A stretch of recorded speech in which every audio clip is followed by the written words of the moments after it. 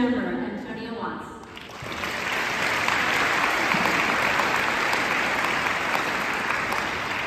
Deputy Director of Government Affairs for Governor Wes Moore, Dylan Goldberg.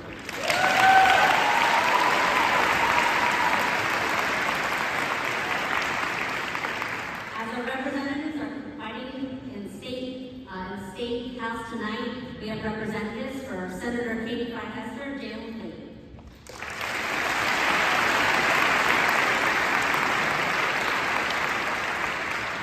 Representing Delegate Jessica Feldmer, Zoe Vaughn.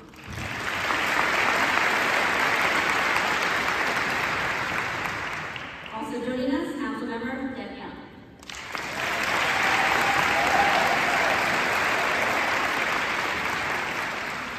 And former Councilmember Mary Kay Sadie.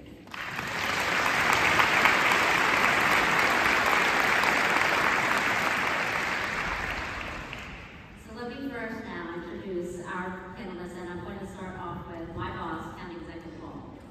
In 2006, County Executive Ball made history when he was elected the youngest chairperson in the history of the Howard County Council.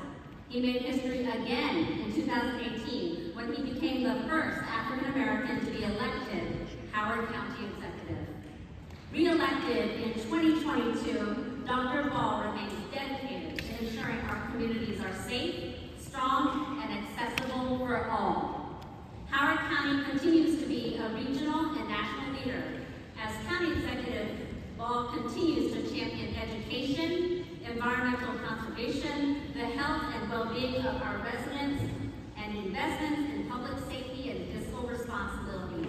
Please join me in welcoming my favorite county executive, Dr. Calvin.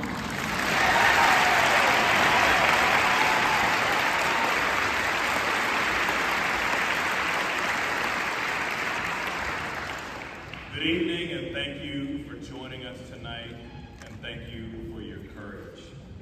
I want to also thank Howard Community College for hosting us, and I want to especially thank our senators and Congresswoman for being here and being champions for you.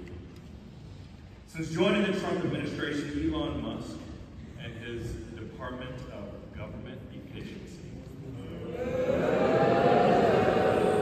have taken drastic actions, including mass firings, that have led to concerns among many federal employees and contractors.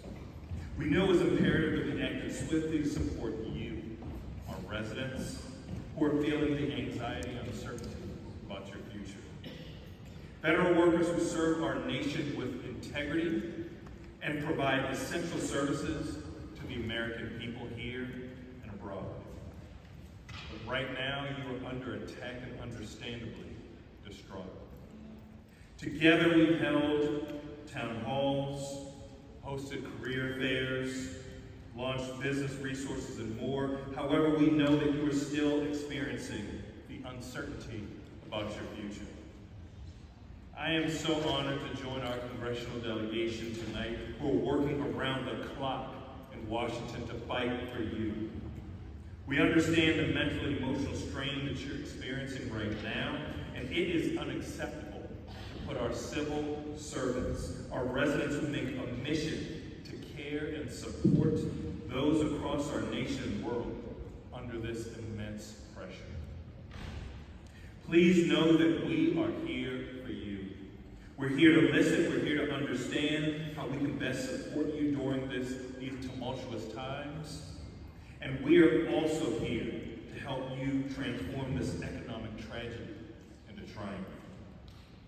Whether you're starting or expanding a business, or want to switch careers, or forced to switch careers, we're here for you.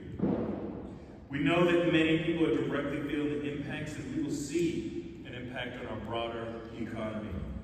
The price of groceries and consumer goods are already increasing, and too many of our neighbors are troubled by this turmoil that we're facing. By leading with love, we are investing in our workforce development, supporting new businesses, and tapping into your talent to support the needs, your hopes, your dreams, your aspirations in our economy. We will meet cruelty with compassion, pain with purpose, and division with unifying solutions that make a positive difference.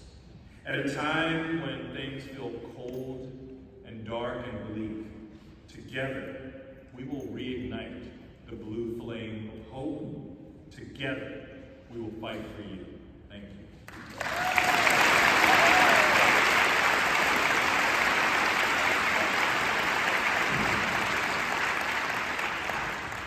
Thank you, County Executive Ball. And next we will be hearing from Senator Van Hollen.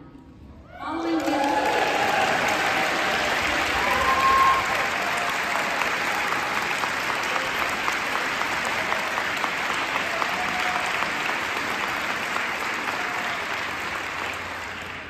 his time in the U.S. House of Representatives and Maryland General Assembly, Senator Van Hollen was elected by Marylanders to serve in the United States Senate in 2016 and then re-elected in 2022.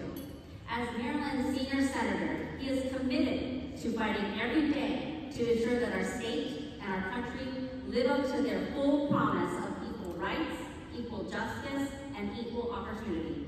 Senator Van Hollen is a staunch defender of Maryland's rights and values. He serves on the influential Senate Appropriations Committee, where he fights to deliver critical investments in Maryland communities and local priorities. He also serves on the Senate Budget, Banking, Housing, and Urban Affairs and Foreign Relations Committees, many committees, and has successfully led a number of bipartisan initiatives in these areas. During the first months of the new administration, Senator Van Hollen has been laser focused on standing up for Maryland, including our federal workers and the critical services they provide the American people. Again, Senator Van Hollen.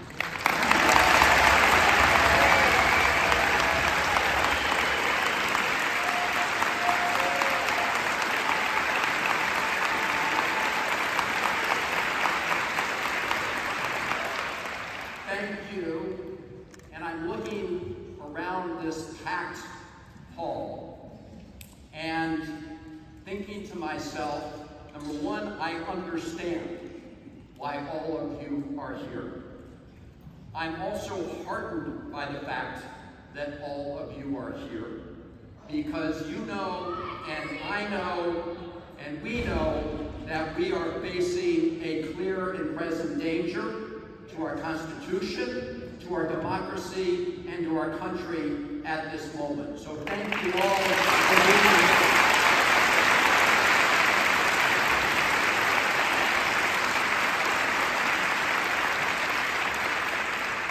And we have to fight for our country and Constitution in the courts, in the Congress, and in communities like this all over America.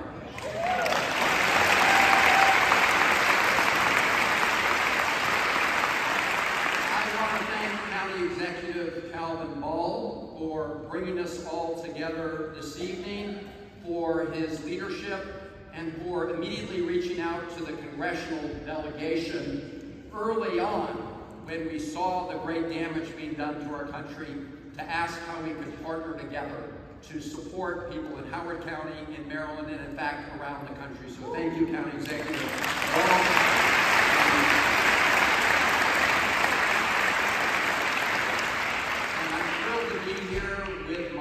New colleagues in the United States Congress, Senator Alsobrooks,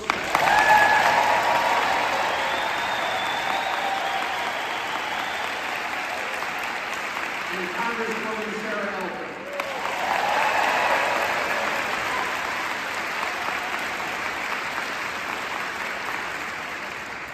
And we are looking forward to your questions this evening, but I do want you to know that the Maryland Congressional delegation has been the tip of the spear in Congress in fighting back against what we're seeing.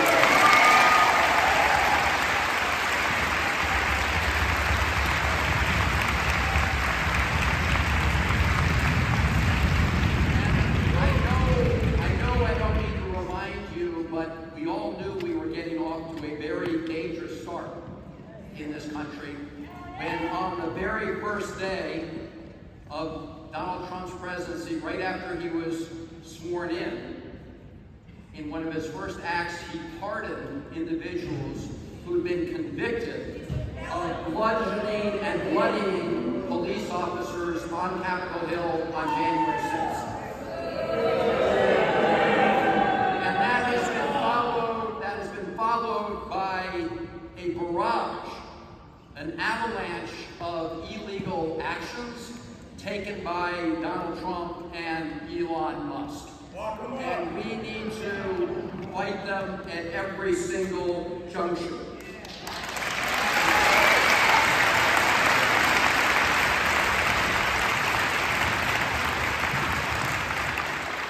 Donald Trump has issued all sorts of executive orders demanding things that are way beyond his authority as president to do.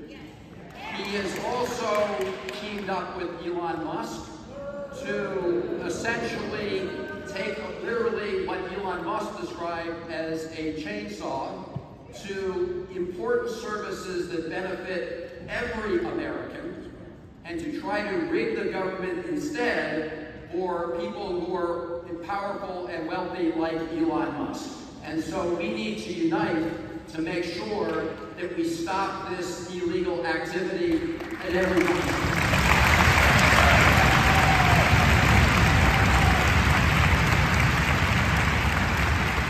Now, there are over 60 lawsuits around the country that have been filed in federal courts to stop this illegal action. In fact, many of them in federal district courts here in the state of Maryland. And I want to salute, not thank, but salute as patriots, those judges who are simply doing their job and applying the law in these cases to restrain the unlawful conduct of the Trump administration.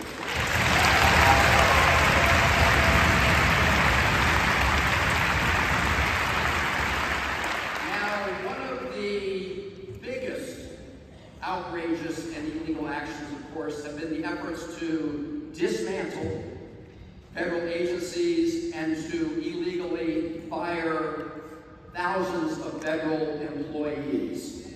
And we need to make sure that that does not stand. Our first line of defense has been in the courts and in administrative agencies like the Merit System Protection Board.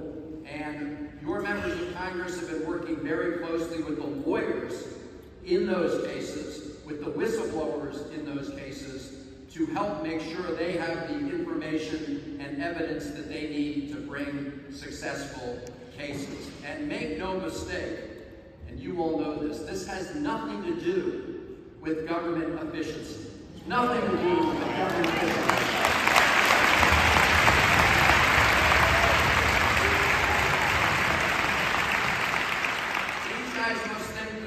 People are real idiots, and they're not, because I will tell you, when you go about as your first act illegally firing all the inspector generals in the U.S. government, you are, of course, firing the watchdogs, the independent watchdogs, whose job it is to look out for waste, fraud, and abuse.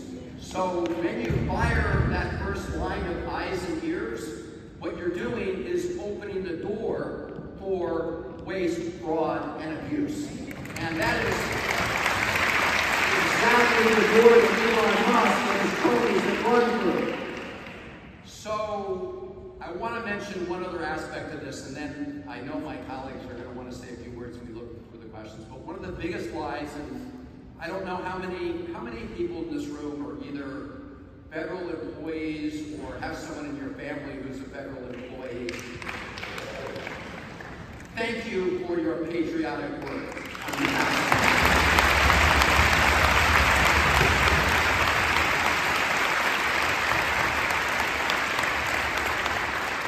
of one of the biggest lies, and the one that really burns me up, is the big lie that probationary employees were fired because of poor performance. This is a lie.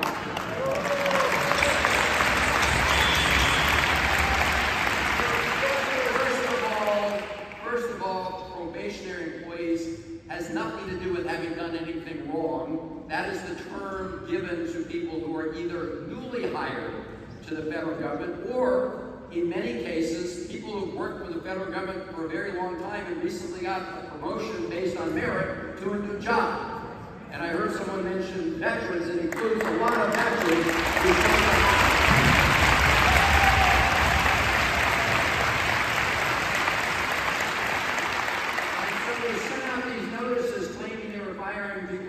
performance, and then everybody started coming forward with glowing performance reviews that they received.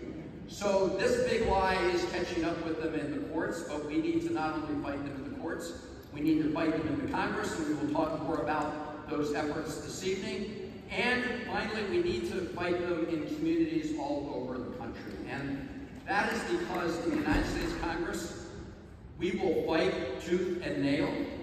But I will say at the end of the day, when we've exhausted all the procedures and all the opportunities to slow down and try to stop these outrages, at the end of the day, we have a vote.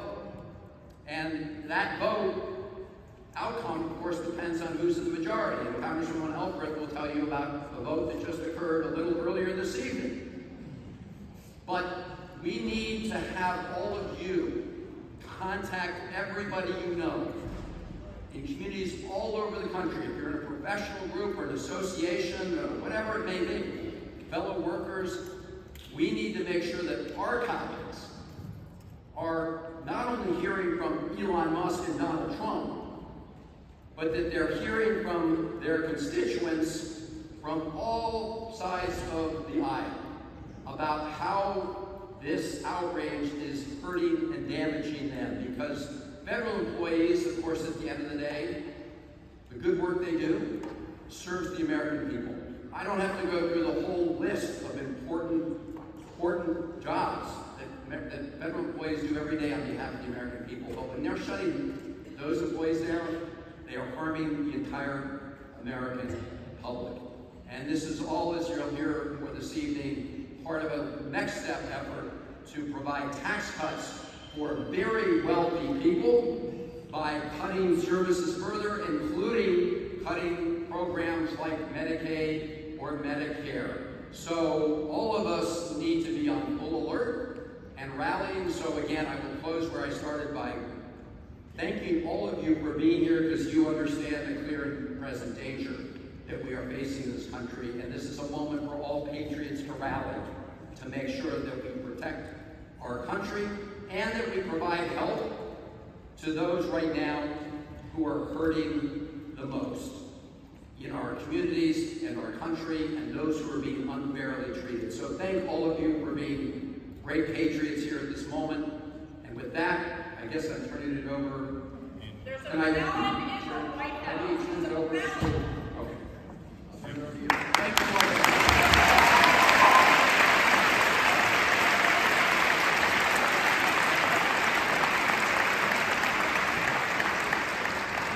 Senator Van Hollen, and I'm very honored to also introduce our next speaker, our U.S. Senator Angela Alsobrooks.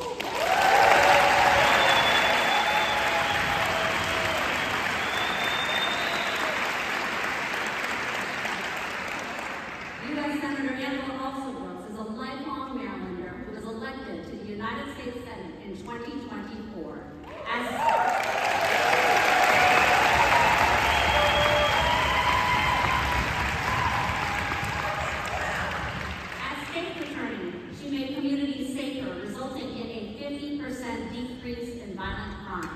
as county executive, she grew economic opportunity for all Prince Georgians. As senator, she is fighting to ensure Maryland families have the opportunity to grow and prosper. Just 2 months in office, she's standing up to the Trump-Musk administration.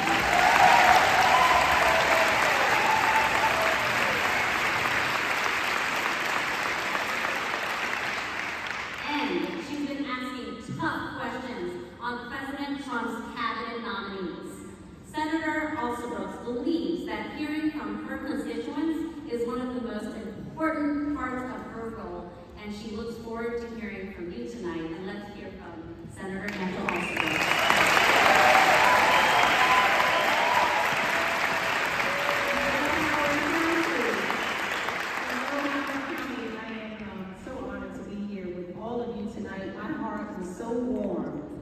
so filled up to walk in this room and to see all of you tonight. I want to just begin by saying thank you so much to County Executive Calvin Ball. He is an incredible leader. I want to thank him so much for bringing us together tonight. He is working so hard on behalf of all of us, and I'm looking forward to actually having him. He's going to be in Washington, I think it may be tomorrow. He's actually going to be appearing before one of our panels. He's going to be in our committee tomorrow, actually testifying regarding housing and some other things. And so I'm going to just look forward to having him tomorrow as a part of our hearing. Dr. Willis, I know is in here somewhere. I want to thank her so much as well from the community college for having us. And I want to say thank you so much to all of you for sending me to Washington to be a partner to Senator Van Hollen. He's an incredible partner.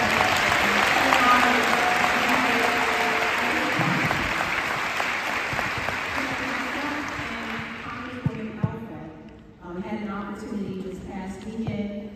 We actually were present in Selma, Alabama, to commemorate the 60th anniversary of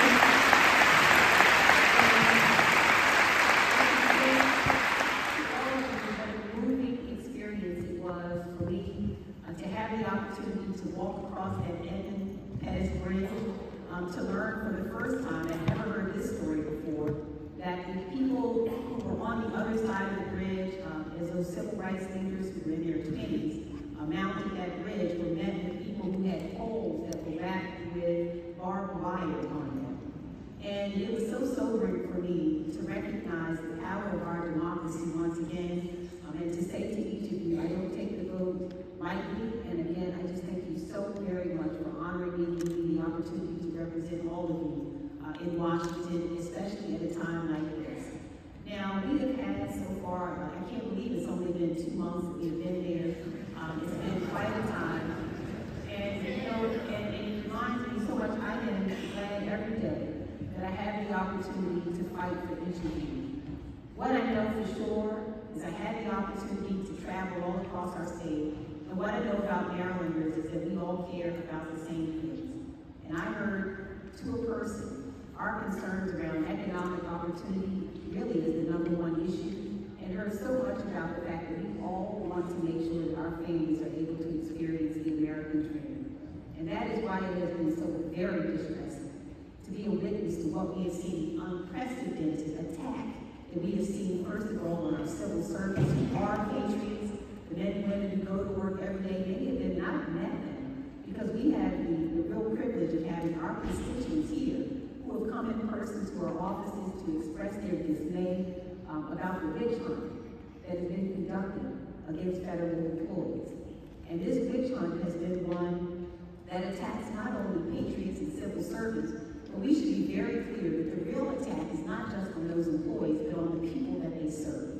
And I know who we serve.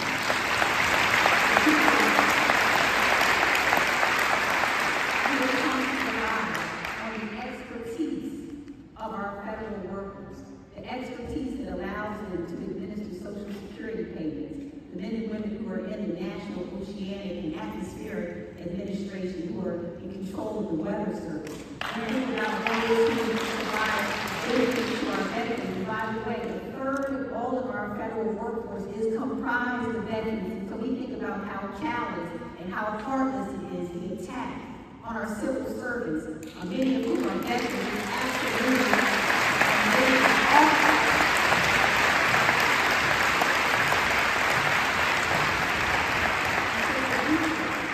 And I do need the ruthless leader of our country, who is leading this attack on our federal servants and who have brought with him Elon Musk. Something should be very clear. It is that they care nothing whatsoever about the middle class who are affected, and all of the workers and their families who are affected. They care nothing whatsoever about them or about the important services they provide. What they care about instead, and I agree with Senator Van Hollen, is the biggest lie ever told, was that this attack is happening because our federal workforce is lazy, because they are ineffective, because they are unqualified, or anything like that. In fact, if you want to know unqualified, you should sit with me and sit with Senator Van Hollen in these hearing rooms to see the nominees who will put forward.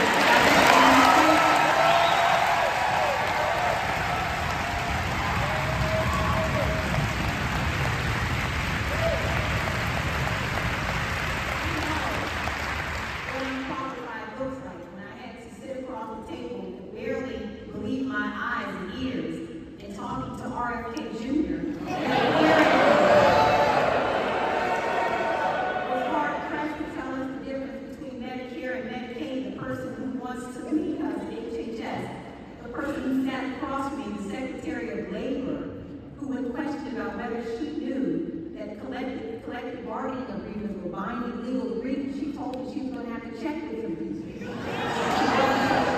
And I am not exaggerating. And this is the caliber of people who have been put forward before us. And so we know it is the biggest lie ever told. That the reason that we need to unceremoniously snatch people's jobs and livelihood from them has to do anything to do with their poor performance or their lack of qualifications. We know what this is all about. It's all about clearing out a certain amount of funding so that we can provide tax cuts and continue the tax cuts for billionaires. That's really literally what this is all about.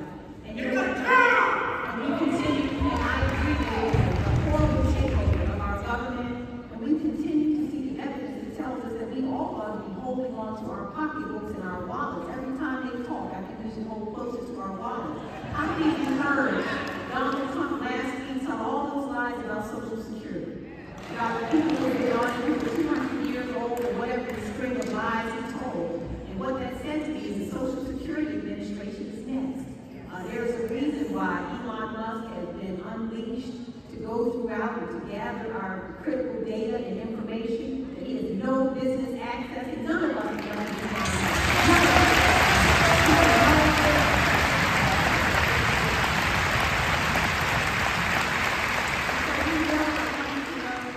as Senator Van Hollen said, we are a part of a very talented delegation that you have elected. I've been proud to serve with Senator Van Hollen and Congresswoman Arb. There's also Johnny O. And as I was walking in this gymnasium, Jay Raskin was just texting and calling. So we have such an amazing delegation of people, and I want you to know that we are pushing back at every corner, not only using every procedural tool available to us. We've been there holding the floor, making sure we cause delays. We're continuing also to work with our unions. I see Herb Smith is here from AFGE. I want to thank him so much.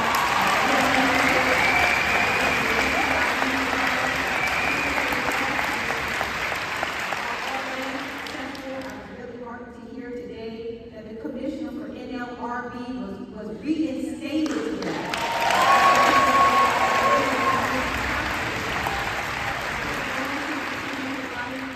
Support all the lawsuits that go forward. But I want to say something that I think is important that I also want you to hear. Just know that we are fighting every day, and I want you to know how painful it has been for all of us. And we're going to fight till the bitter end. But I also want you to know that it is going to be so important as people say, well, what do the Democrats do? And I think that's a fair question. I think all the anger is justified because this is a time that has caused all of us to feel angry.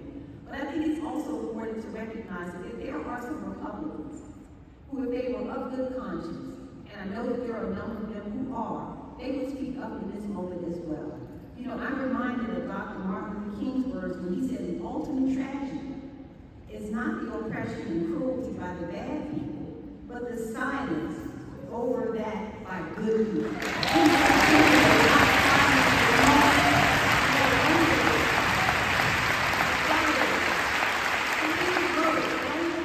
Three votes in the House to stop and slow down what is happening, and only 4 in the Senate. That's all we need is 4 senators, Republican senators in the Senate, and only 3 in the House to turn this all around. So as we engage, let's make sure we also engage our Republican lawmakers, Andy Harris and others who have an obligation in this moment to make sure that they are speaking up and that they are not silent. I'm going to say this, I'll take my seat. I want you all, you know, the trick of the oppressor, the enemy, is to make sure that people feel demoralized, isolated, without hope. And I want to encourage you, I know we're going to be answering questions, but we will not be without hope. We're going to continue fighting. We're going to continue doing what we do.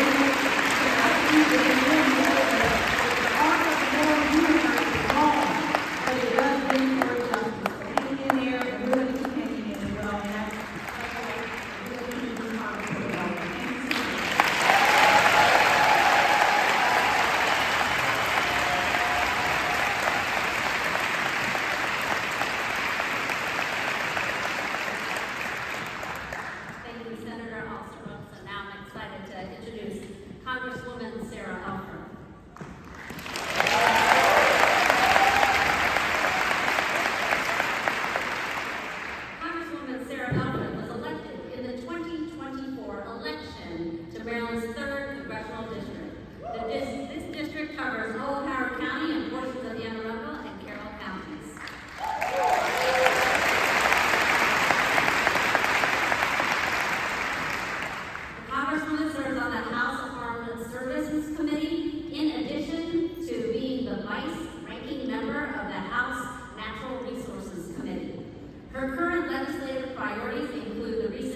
introduction of the Protect Our Probationary Employees Act, supporting Maryland's defense equity. Thanks for that.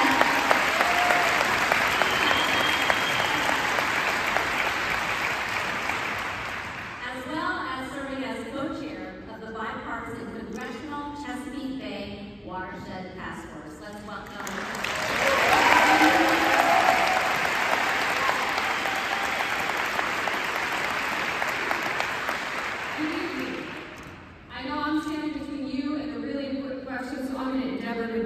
But I just want to say thank you.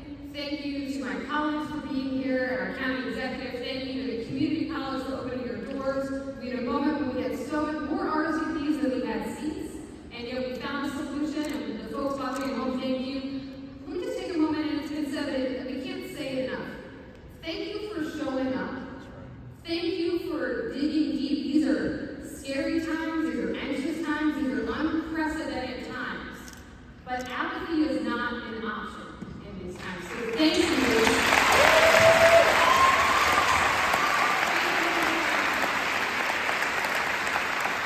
You know, every day I walk across the aisle and I try to talk to somebody new. It's hard to believe Senator Alsobrooks is right. It's been 2 months since we've been in Congress. People ask me how I am, and I say, you know, I'm very proudly, I'm all right, but I'm very proud to represent 44,000 federal employees here in the Congressional district. And we have an obligation to honor their service, but also an obligation, as has been said, to communicate what their service means to this country. We cannot get Social Security checks out on time if we're slashing out workforce in half. We cannot ensure that air travel is safe when we're cutting the FAA. We cannot make sure that we don't pay $10 a dozen for eggs if we're firing the scientists studying and preventing avian flu across this country. And so, I say to my colleagues, it's impacting my district maybe more than yours, but if your constituents are going to feel it too. And if we don't do something now, we're going to be in trouble. So let me just say, I want to clean up, I get to touch on a little bit of everything you folks have said before. I'm so privileged to be here representing the Congress, but I'm one of 215 in the Democratic side versus 217 on the Republican side. And this is an important detail because it means that I need 3 Republican colleagues to even get a hearing on a bill in a committee, to bring that bill out of committee to the floor, to vote on that bill on the floor. I need 3 of my Republican colleagues, and that is why if you're my mother and you turn into C-SPAN every day, you will see that I am across the aisle every single day, trying to talk to my Republican colleagues, trying to get them to understand what is happening, what is at stake in this moment, and we are very busy. As it said, introducing legislation, we are busy lending our voices to the protests in the community. I was so proud to stand first with the hard workers, hard-working civil servants at USAID at the very first protest.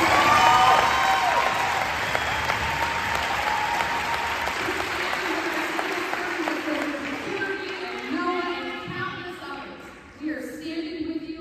As Senator Van Hollen said, the fight isn't just in Congress, it's also in our communities. So thank you. And our fight are in the courts, and we are winning, folks. We are winning. And as your members of Congress, we are working every single day. I think I speak to ask you every single day. And you know that, Herb. We are standing with our federal unions. We are filing amicus briefs. We are lifting up the voices of our constituents every single day. That is our job.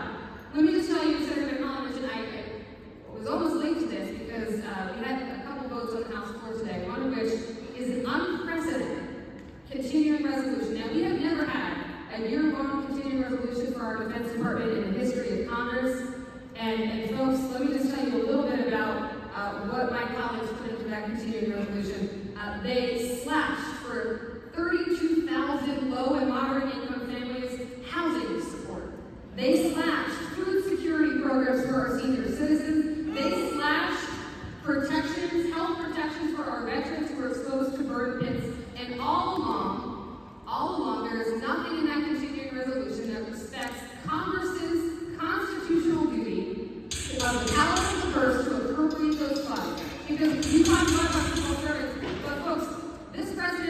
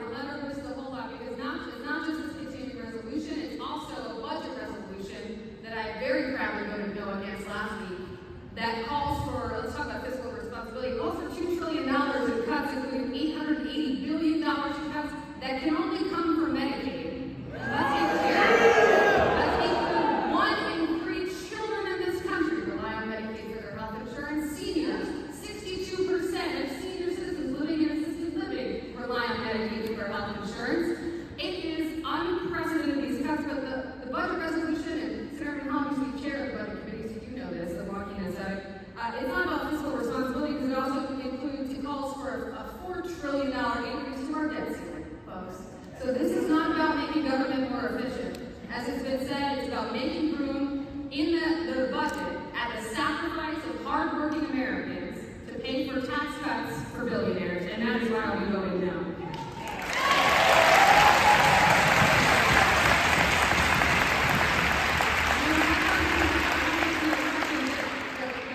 Something good did happen today, and I don't want to lose sight of the positive here. My team and I have heard from thousands of you over the last 2 months. I hope we've been able to answer every call, return every email, but thank you for leading in. I've heard from thousands of civil servants and probationary employees who, on Valentine's Day or after, they got an email. And they weren't given 2 weeks' notice, they were not given severance, they were cut off from that email right afterwards. And as the Senator said, in this big lie that our probationary employees somehow are not up to the task on behalf of the American people. And I thought that this was just foolishness. And so we've been working over the last few weeks, and today we introduced proudly, and folks, it is the first bipartisan response to support civil servants filed with Congress. The Protect Our Probationary Employees Act.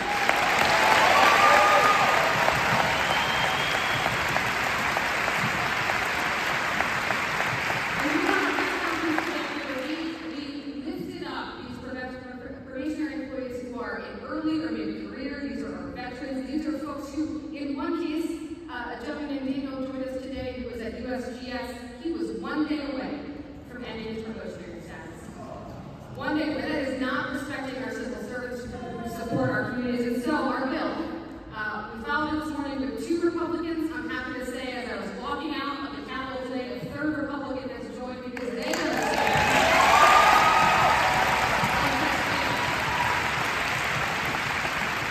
And I'm going to wrap up with this. I want to say this because I know folks are rightfully angry in this moment. You are rightfully anxious, and we are as well. This is an official congressional event, and so we cannot campaign or talk about elections in this room right now. But please know, I'm working on it every day. Please know that we are working on making sure that we don't stay in the minority for very long. And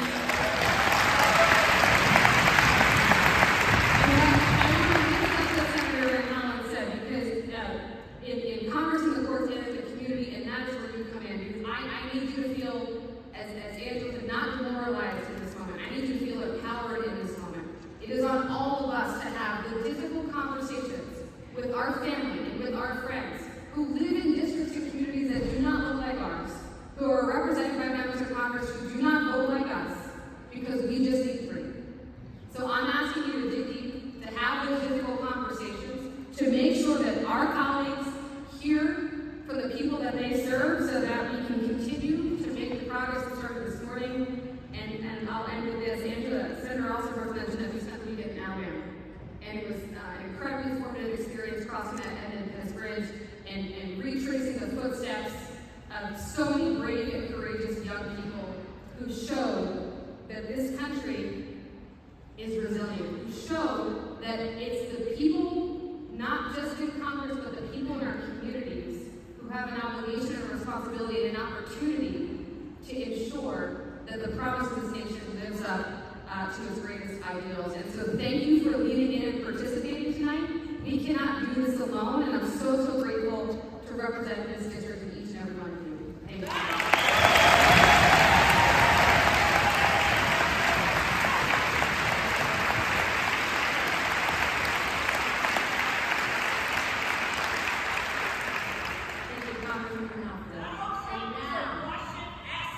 We are going to move on to questions. So I would like staff around the room, if you could please raise your hand. You see staff holding microphones around the gymnasium. So here, on microphone 1, we have Elliot. On microphone 2, we have Raul. On microphone 3, Marcellus. 4 right here is Joanna and Jamar. 5 is Ryan. And 6 is Felix, is Paul. I think I probably messed that up.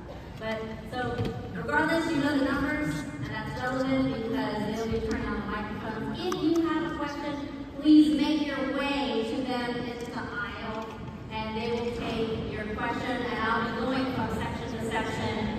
We will have the Congressional delegation as well as the county executive will be fielding these questions. to their areas of expertise or whatever committees they're on. What I ask, please, is that not only you keep your question/comment to about a minute, but that it also ends in a question mark, if it's a question. Thank you. So first, I'm going to go here to microphone 1 to Elliot. Elliot, please take the first question. I don't want to wait 2 years, let alone 4 years, to right the ship.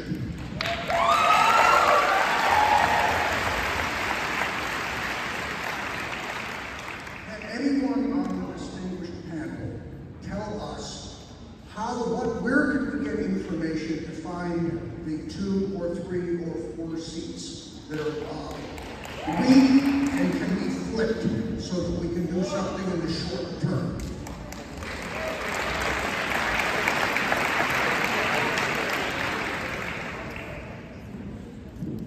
Thank you very much, sir. And that is the number one question that I have been getting in my office about what you can do. And so I mentioned before, having those hard conversations with family and friends who live in districts that do not look like ours and are represented by people who do not know the way we do. I can't, because of ethics purposes, tell you names of those people, but I will tell you that there is an effort underway to make that more clear for people and especially talk about the specific cuts and consequences that I laid out, cuts to Medicaid, Social Security, civil servants. That effort is underway and it will be out soon, and so it will be out soon. And again, this is not a campaign event, so I prohibit from saying certain things. But being here tonight is taking the first step in participating, and I know that I'm frustrated that I can't tell you more than what I'm telling you, but it's coming. And keep an eye out for it.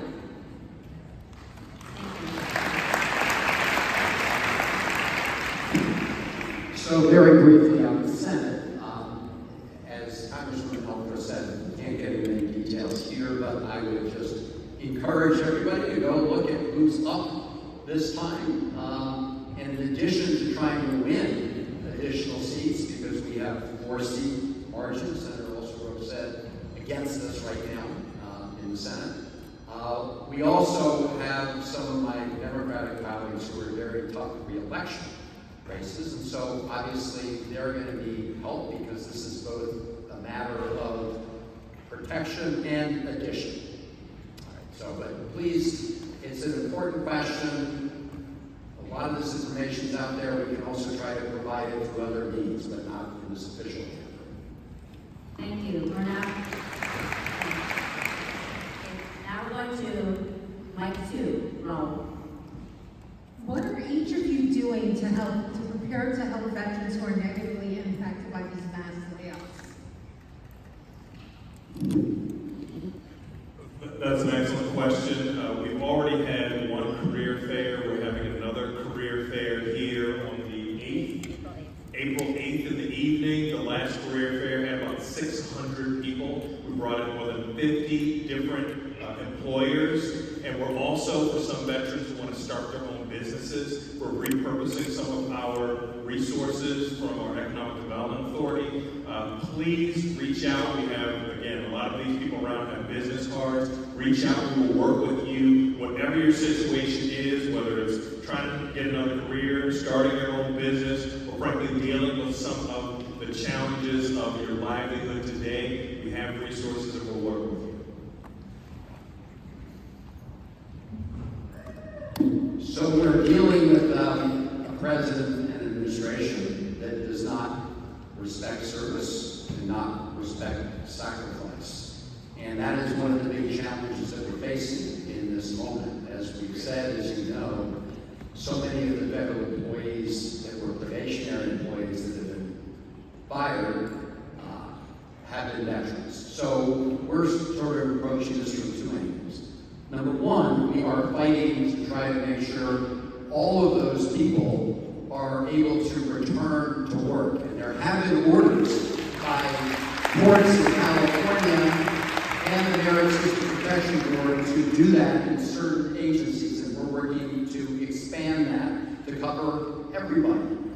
But I do want people to understand that as we work, or as you work to get your jobs back because you've been wrongfully terminated, you can pursue other opportunities. And I want to thank the county executive and the folks here in Howard County for providing those opportunities. I want to thank the other counties who are also working to provide opportunities. I want to thank the governor of Maryland, who I joined a number of weeks ago. They announced a series of initiatives to provide opportunities to try to hire federal employees with these great talents who have lost their jobs at the federal level. And so each of us has on our web pages, our official web pages, a section that has resources. And we try to keep that very up to date, both in terms of what the state is offering, what the counties are offering, and other opportunities that are out there. But I want to again end with this point.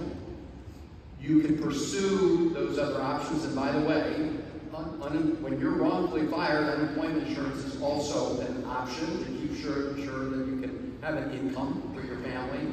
But you can pursue any of those alternatives without giving up or surrendering in any way your right to get back a job where you've been wrongfully fired, as people have.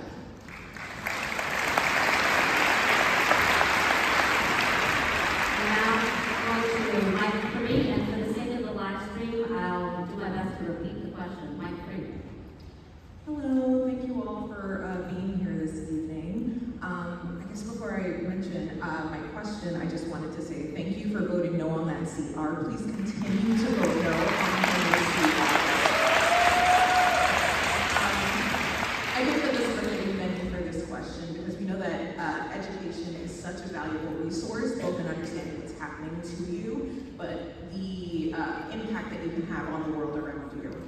And I heard today that they are looking to cut anywhere from 1,300 to 1,600 jobs from the Department of Education and actually closing the agency for quote-unquote security reasons until Thursday. So my question is what you all might be planning to help stave this off, these attacks on the Department of Education, and additionally the attacks on student loan borrowers, as we right now can't even recertify to have affordable income-based repayments right now. And that is a huge problem and certainly won't help our economy or the student loan crisis as a whole. Thank you. Thank you. Let me repeat this question for the sake of the live stream. The question is, given the reported reductions in the Department of Education, how can you stave off attacks on the Department of Education, in particular the state loan borrowers that are being impacted?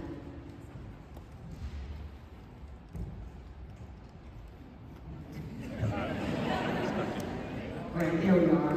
Well, first of all, let me just say again, when we talk about the horrible cabinet that Donald Trump has put together, we saw this coming. We were able to have Linda McMahon was one of the people that we had in front of a hearing, and we did question her very directly about her intentions in terms of cutting this federal workforce.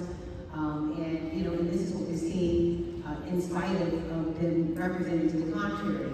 And so much of what you've heard from Senator Van Hollen about our efforts to continue to fight first cutting the workforce, which we have seen, as you mentioned, I've heard that as much as 50% of the workforce at the Department of Education is expected to be laid off. I heard that today, and just like you did, they're already moving ahead very quickly to ask people not to come back to work. So we'll be, again, working with so many who are filing different actions to get those people reinstated who have been illegally terminated from their jobs. And you also mentioned the cuts to student aid and other things, and we'll continue to. We have not yet, the CR hasn't reached our side of the Capitol yet, but you can rest assured that we're going to be looking in great detail to what is there, and similar to Congresswoman Arb, we are disinclined to support CRs that make the kind of cuts that we think are inconsistent with our values, including tremendous cuts to education and other things. And again, we haven't seen it yet, but we are disinclined to support where that's concerned. So we'll continue working to make sure again that all of those who are illegally fired will have the opportunity to file to get their jobs back. And again, this is why it matters so very much who we have. And, I know that we can't talk specifically about the people who will be up in the next year, but it's been really important that we not only fight these actions now, but we absolutely are going to have to fight to make sure that going forward we win back the majority in the House and in the Senate, so that we have the majorities again. We are at a real disadvantage because of being in the minority now, but we're going to have to fight to make sure that we gain the majorities and we are able to fight a lot of what is happening. Thank you, Senator Alsobrooks. Now we're going to Mike 4. Here, Brian, Mike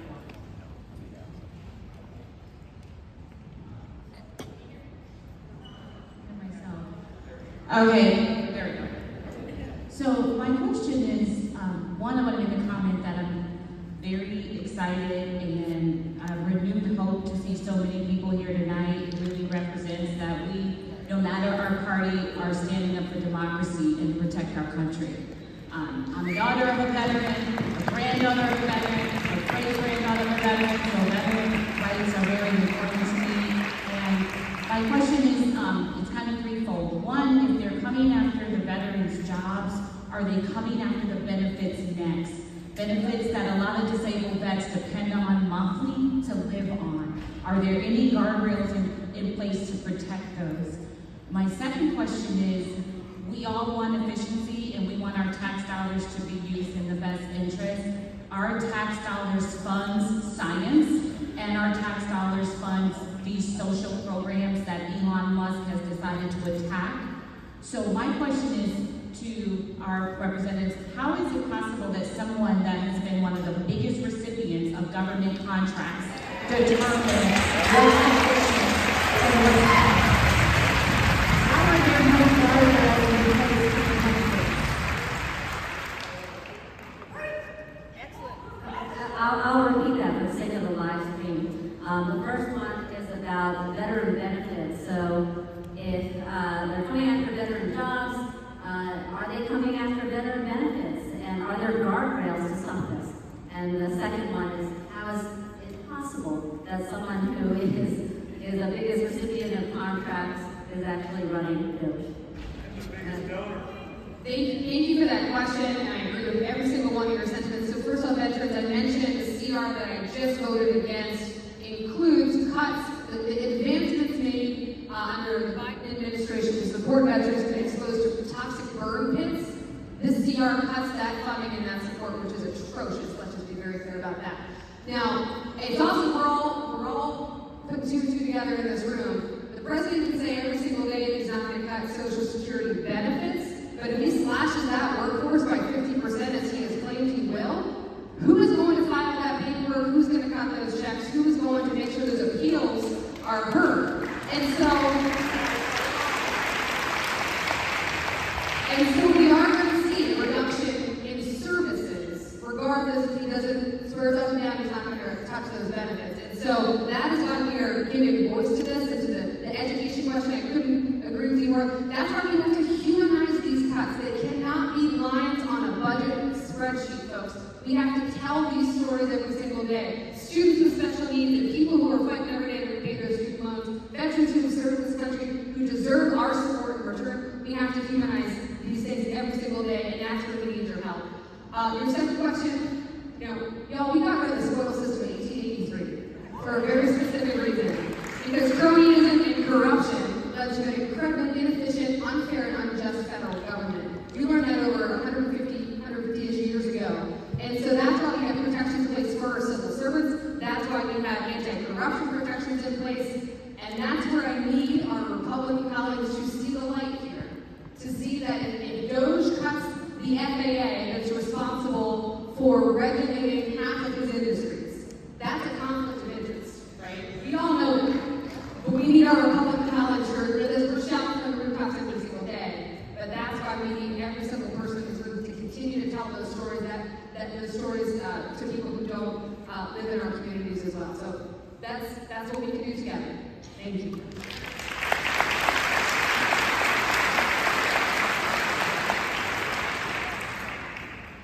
thank you for those questions.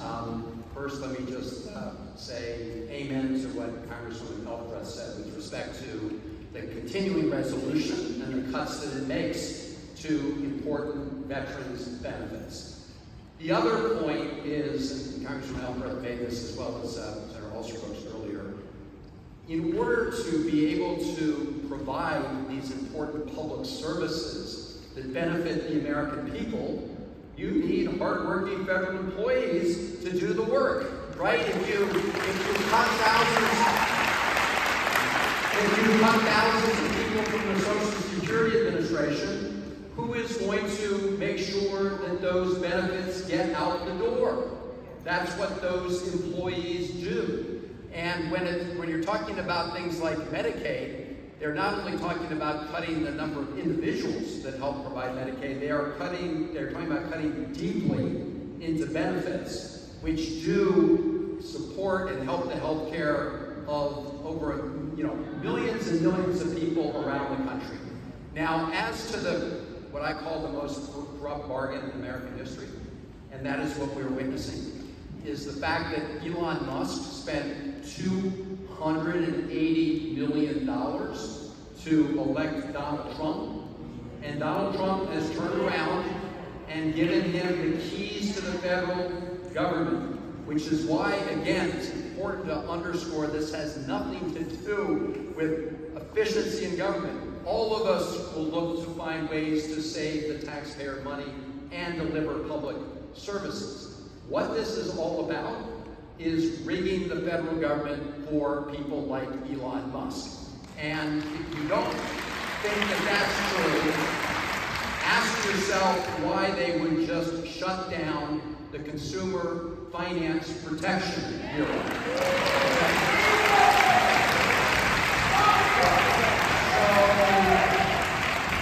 So the job of the CFPB is to protect Maryland and American consumers who were cheated or defrauded out of their money. And in fact, the CFPB has returned over $1 billion to American consumers who were cheated in one way or another. In doing so, they earned some powerful enemies that want to shut them down. And that is exactly why one of the very first targets of Elon Musk was the Consumer Finance Protection Bureau. And at the same time as you said that they're shutting down things like the CFPB, Elon Musk did get another $1 billion contract from the federal government, the Trump administration, for Starlink. And they are not complying with the conflict of interest laws, obviously, or the ethics laws. So, again, there are three places to fight this. One is the courts, and we are fighting them in the courts, and we're trying to make sure that we funnel information that we get from maybe people in this room as part of those lawsuits. We will fight them in Congress, and we are. At the end of the day, it's a battle to get those final votes. And that brings me again to the last point about fighting in our communities, because if we want to impact those few differences in the votes in the House and the Senate, we need our Republican colleagues to feel more strongly about protecting their constituents back home than they feel about their sort of dear leader syndrome to Elon Musk and Donald Trump. It is a battle between the pressures they're feeling from Elon Musk and Donald Trump and their constituents. So we need to make sure that their constituents' interests are going to override them. We have not seen any political courage from our colleagues, but we need to make sure that they're responding to others. And that is why we just emphasize the importance of fighting at every juncture here. And I know everybody in this room recognizes it's all part of all our responsibility. Of course, it's our responsibility in the Congress to really fight this every single day. So thank you for raising those issues. I would just say on the Department of Education, I agree with you, outrageous to hear that notice about don't show up. Tomorrow, what they're doing is the Project 2025 playbook. And this is the other thing I want all of you to remind your neighbors and colleagues and people around the country that during the campaign, when he was asked about Project 2025, Donald Trump was like, what's a big one? It was like, what's that? Never heard of it. Who are those guys? Right, no, it was a big lie. It's a big lie, and I think the larger message we need to carry collectively around the country is that we're witnessing what I call the big betrayal. Because a lot of people who voted for Donald Trump voted for him thinking that he would do what he said he would do on day one, which was to reduce prices, when in fact what he did on day one was to pardon convicted criminals. And he's done nothing to reduce prices. So I'm gonna end with this piece. But I do think in order to succeed in communities around the country, when we're talking to Republicans in House and Senate races, their constituents who voted for them or for Donald Trump need to see this for what it is, which is that great betrayal. They thought they were getting lower prices, and in fact what they're getting is a government rigged by Elon Musk and an effort to cut taxes for very rich people at their expense. So we need to make sure that gets out all over the country.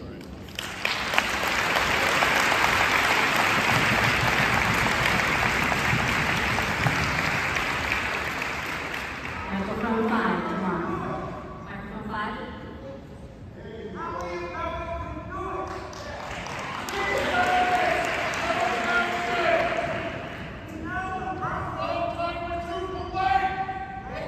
Go ahead, microphone 5.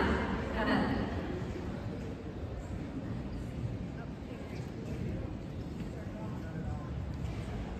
Audio for microphone 5, please.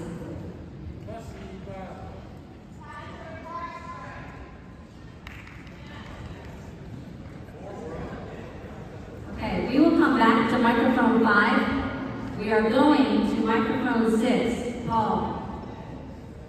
Senator, you talked about Project 2025, and what I would like to suggest is a more strategic approach to how we deal with Republicans and with Trump. And what I would suggest is that the Democrats draft a response to Project 2025, a vision for the future, the Democratic promise.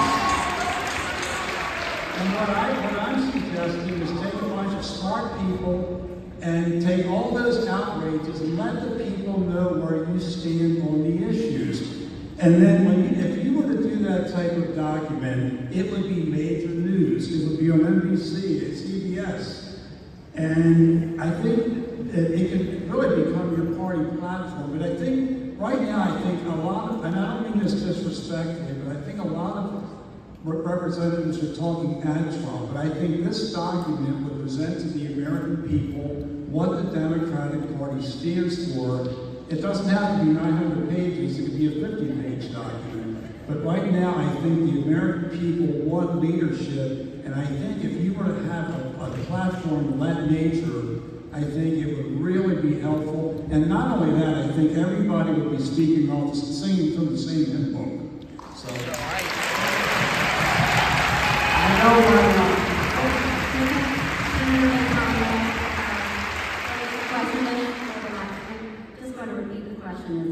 essentially, what could the response be to Project 2025?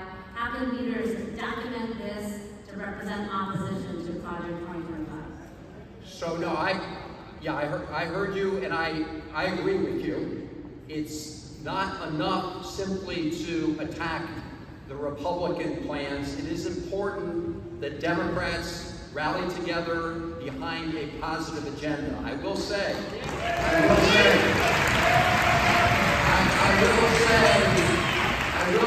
at this particular moment, for example, when it comes to the Republican tax plan, we need for everybody to understand what their plan is, for starters, which is a big giveaway to the very rich at the expense of everybody else, including Medicaid. However, I have also argued, and I hope we will do this, that we need to put together our own counterplan to show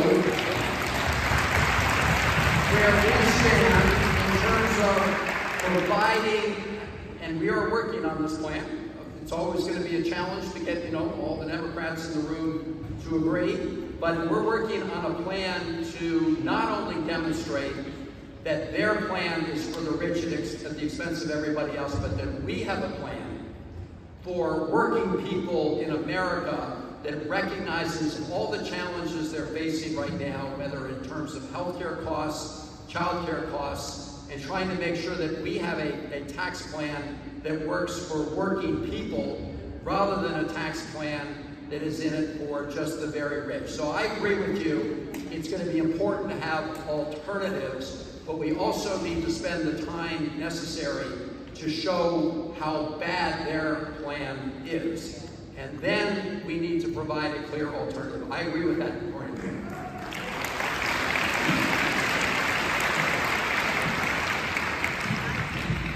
And I agree, you're right, that we have to have a plan of our own. I think right now, we are losing in some ways in terms of the communication data. I think there are so many people part of it is communicating in very clear terms a message that is plain. And the message is the billionaires have essentially gotten what they paid for. And it is that the billionaires are winning and middle-class families in America are losing. And we need only look to what is proposed here. If you think about everything, none of this is happening in a vacuum.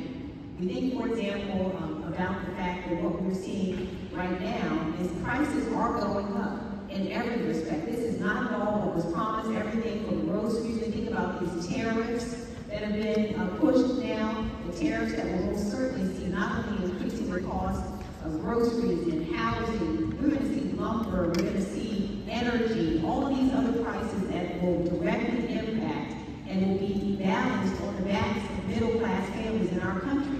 And I'm not sure that message is getting through right now.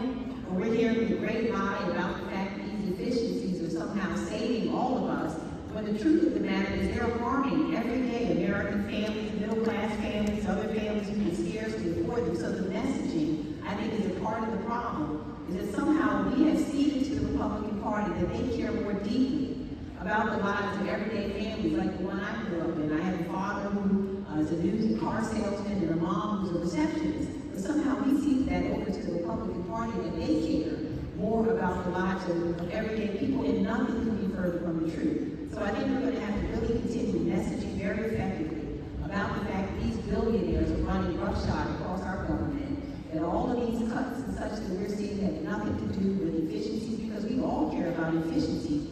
But what it's really doing is robbing the everyday, average American of their family's prosperity, robbing them also of important research. You think about this, look at the country, maybe $280 million to NIH is what's proposed in this UCR. I mean, we're seeing just tremendous cuts that hurt everyday families. So the messaging is something that we're going to have to improve upon and really help people to see. I think before long, people all across our country, the ones who thought that they were going to be happy about what this president did, they didn't realize he meant them too.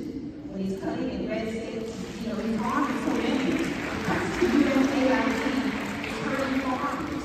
In some of the rural parts of our country, we're hurting everyone. We have to help people to see that so that they understand that these, again, the billionaires have gotten what they paid for, and the rest of us are not really faring well at all. So we do have to have a plan, right? It's not enough to just say what we're against, but I think it is going to be important that we also have a very clear plan about how we intend to serve the American public. Thank you for that question.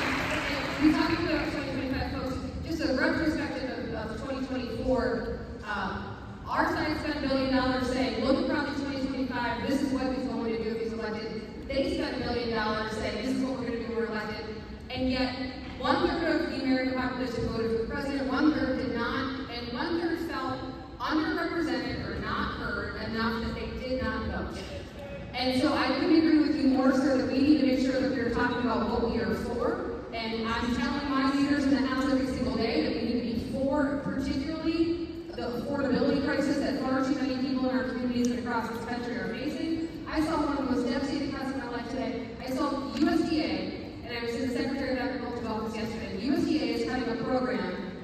connects our food banks to our farmers to make sure, and our schools, to make sure healthy food gets to food banks and schools who need it the most. That is inhumane. That is inhumane and unconscionable. But we need to tell those stories, and we need to have the alternative, and that is what we are working on. This type of flooding of the field that the president is trying to attempt to, but we are working on it. But yes, we need everybody in this room as well to stand with us and help us shape that message and regain the trust of that 1/3 of people who sat home last year.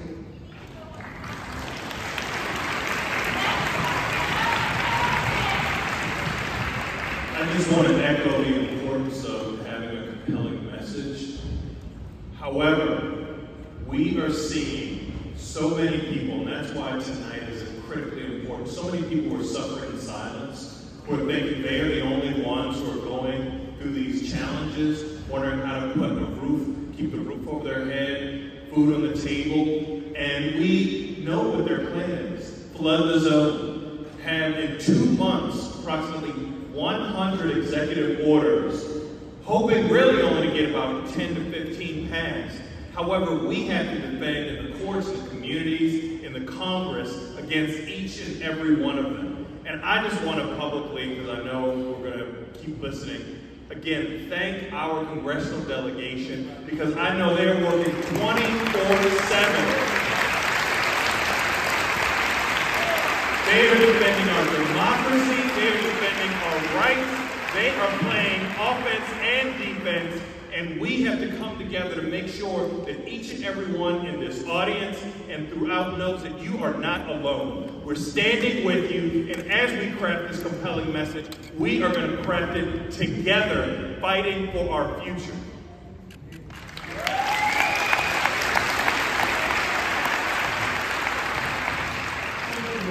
We're going back to microphone 5. Well, thank you all, first of all, for coming and listening to us, because this is very important. And I would like to ask the question, what do you do to hold the administration accountable? Because you in Congress have the power of the purse. They don't. And nobody voted for Elon Musk. And I'm going to give you a specific example that affects me directly, the Fulbright scholarships. The Fulbrights are prestigious scholarships given to the best achieving students, that they go and they study abroad for a year or two, and they do research and they do work, and they get paid a little stipend that basically covers their living expenses. And those have been cut to 25%. So my daughter is now somewhere in Spain, and she doesn't know if she's going to be paid in the next 3 months, how much or when, to cover her rent. And this is money that you in Congress allocated to the Department of State, and they decided that they don't need to spend it. So how do you hold them accountable? I have more examples, but I know I have 1 minute. I wanted to talk about Social Security. I wanted to talk about the market manipulation that Donald Trump is doing with the tariffs. But I know I have a Okay, thank you. And the question is, how can our members of Congress, or what can our members of Congress do to hold the president accountable? And the example was on the risk to the Fulbright scholarship. So the attacks on the Fulbright scholarship are a really outrageous example of exactly what they're doing. As you said, there are people now, like your child, stranded overseas. These are, for those of you not aware of the Fulbright scholarship, I think a lot of people are, these are important exchange programs that benefit our country. And they're a way for young people in our country to better understand the world in order to better represent the interests and values of our country. And so we are actually working right now on a constituent level to try to make sure we collect the situations like you find yourself in. So please make sure that we connect later on. The larger question, of course, was their illegal effort to shut down AID. And look, I was proud to help organize the first rally to try to get AIG over there. And it'd be great if everybody here joins those rallies as well. But let me just say, when it comes to the Employment Impoundment Control Act, this is a fundamental question that is in the courts. And unless we, look, I question the head of OMB. They want to ignore the Impoundment Control Act.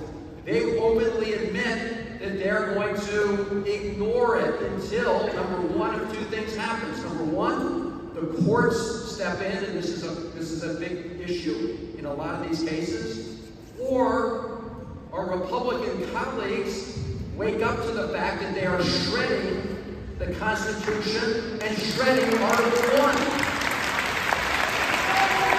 But listen, you know what? We are working all day to try to shame them into that fact. And I am angry, we're all angry. But all you gotta do is go look at the budget committee. Just go look at the budget committee exchange I had the other day with their nominee to be the number 2 at OMB. So his position, when he was a member of the House, a Republican, was he attacked the Biden administration, claiming that they were not enforcing the Impoundment Control Act. Now, he was wrong, because GAO looked at that and said, no, he was wrong about that. But now, when he comes to testify, he says he no longer believes the Impoundment Control Act is good law, it's constitutional. And so I got an exchange with Lindsey Graham, who's the chairman of the Budget Committee. So Lindsey Graham took the position that, oh, this is all somehow okay to ignore the Impoundment Control Act. So the bottom line is, I'm telling you the story because either we win in the courts or we win in Congress by getting Republicans to join us. And in order to win, we need more people waking up to what's happening right now, which is the shredding of the Constitution. So we are all in this together, and we need, as the county executive said, to mobilize together. And I do believe at the end of the day, we will succeed, but we are in a very bad place right now in our country, which is why all of us are here and all of us are worried and why we want to help the people who have hurt the most.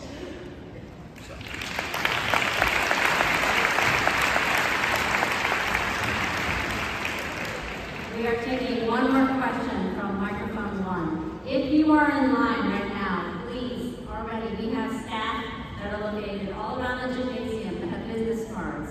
Also, there are plenty of resources by way of newsletters, and every member of our congressional delegation, as well as the county executive, has newsletters. First, before we conclude, let's hear one more question here from microphone 1. Microphone 1.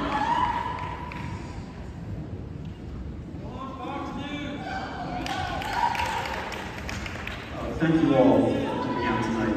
Very appreciative of it. Why are Maryland representatives not considering cuts instead of tax and fee increases? This is a question around Maryland and why are Maryland either not considering cuts versus fees and taxes. Well, I can say that there's a lot of consideration of cuts, but thoughtful cuts and not what we're seeing decimating the workforce. That's number one.